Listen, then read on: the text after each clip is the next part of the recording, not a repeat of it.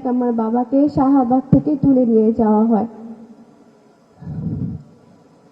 আমি 2.5 বছর যখন আমার ছিল তখন থেকে আমার আম্মুর কোলে কোলে করে এখানে আসি। এখন আমি বড় হয়ে গেলাম এখানে আসতে আসতে। ঘুম এই শব্দটা অনেক ছোট, কিন্তু এর ভিতরে ঢুকে আছে হাজার হাহাকার, কষ্ট, কান্না। আমার ছোট থেকে একটাই স্বপ্ন যে আমি আমার বাবার সাথে স্কুলে যাব, কিন্তু এখন পর্যন্ত আমার এই স্বপ্নটা পূরণ হচ্ছে না। আমার এই স্বপ্নটা কি আদৌ পূরণ হবে? আমার ভাই কি বাবার মুখটা দেখতে পারবে? এই স্বাধীন দেশে কি আমাদের বিচার হবে? আমাদের বাবাদের কোথায়? আমাদের বাবাদের কেন গুম করা হয়েছিল?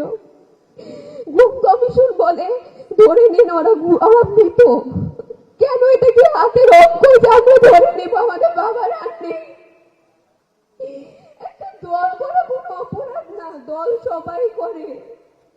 এর জন্য এটা কেমন বিচার এই বাংলাদেশে?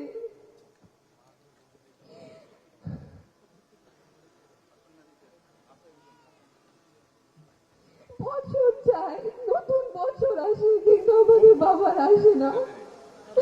আমরা এই একটা বছরের বেশি হয়ে গেল 5 আগস্টের পর, কিন্তু আমরা একজন ফেরত পেলাম না।